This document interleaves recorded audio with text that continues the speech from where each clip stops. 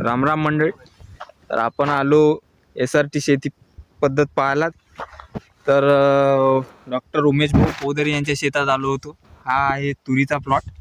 तर ह्या तुरीचा प्लॉटचं वैशिष्ट्य असं आहे की पाहू शकता, हे 4 फुटाचे बेड आहे. तर ह्या एवढा माल लागलेला आहे. ह्या मालाला डॉक्टर असे म्हणतात की बाबा एकही खताचा डोस झालेला नाही, फक्त 3 फवाऱ्याच्या बेसवर हा एवढा तुरीचा प्लॉट आलेला आहे.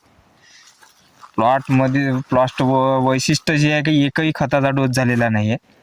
शून्य मशागत तंत्रज्ञान SRTच्या भरोशावर हा केलेला प्लॉट आहे. तर ह्या प्लॉट जर पाहतो म्हणलं तर एवढा दाना मी पाहिलाच नाही. एवढा टपुरा दाना शेंगाचा, म्हणजे तुरीचा दाना आहे की सोयाबीनचा दाना आहे समजायला नाही येऊन राहिलं. तर शून्य मशागत तंत्रज्ञानात एवढी ताकद आहे या आत डोळ्याने पाहून, आणि तुम्हाला दाखवण्याचा प्रयत्न करतो की बा शून्य मशागत तंत्र ही खरंच काळाची गरज आहे. असं लक्षात येऊन राहिलं की शून्य मशागत तंत्र खरंच काळाची गरज आहे आता. कारण बिना खर्च न करता शेती करणे आता शेतकऱ्यासाठी खूप महत्त्वाची गोष्ट आहे.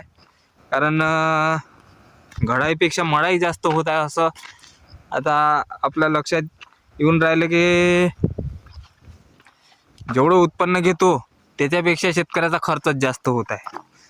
हे पहिली गोष्ट आहे. सर्वात मोठी गोष्ट म्हटलं तर जेवढं शेतकरी उत्पन्न घेत आहे त्याच्यापेक्षा शेतकऱ्याचा खर्च 1.5 पटीनं जास्त चालला. मजुराचा खर्च चालला, वाईचा खर्च चालला, खताचा खर्च चालला, फवारे चालला. ते शेतकऱ्याला उरण का?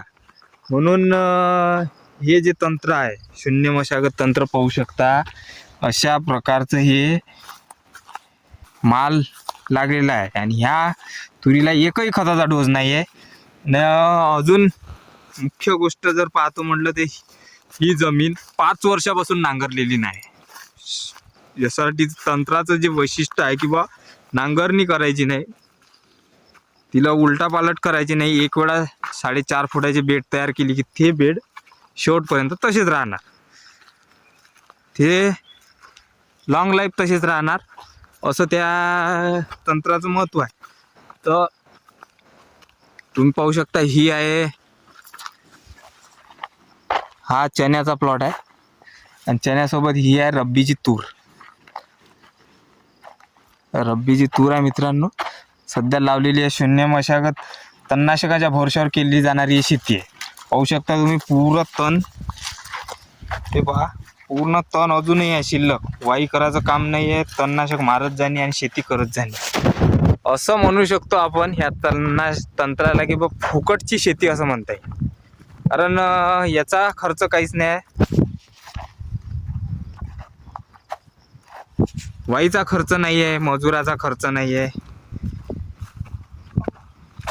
अजून रासायनिक खताचा खर्च नाही आहे. बिना खतावर ही शेती चालू आहे मित्रांनो यांची 5 वर्षापासून. जेव्हा आपण हे वाई केलेली नाही आहे तर पाहू शकता तुम्ही, रब्बी जे तूर आहे हे रब्बी तूर उत्कृष्ट, एवढी बिना खताची तूर येणं म्हणजे खूप मोठी गोष्ट आहे. ते पीक येणं, त्याच्यात आता इथं हरभऱ्याचा प्लॉट आहे. हरभऱ्याचा प्लॉट म्हटलं तर पाहू शकता, ह्या 4 फुटाचा बेड आहे.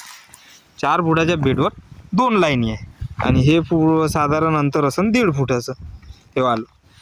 आता हे अंतर 15 दिवसात मिळते. 4 फुटाच्या बेडवर 2 लाईनी अशा, आणि हे साधारण 2 झाडातलं अंतर 2 बुडा याच्यात 6 इंचावर आहे. आता बियाण्याचा खर्च वाचत आहे, मजुराचा खर्च वाचत आहे, वाईचा खर्च वाचत आहे. तर ओव्हरऑल जर पाहतो म्हटलं तर एकच गोष्ट करणे काळाची गरज आहे की आता SRT शेतीचा अवलंब करणे काळाची गरज आहे, असं लक्षात येत आहे आता.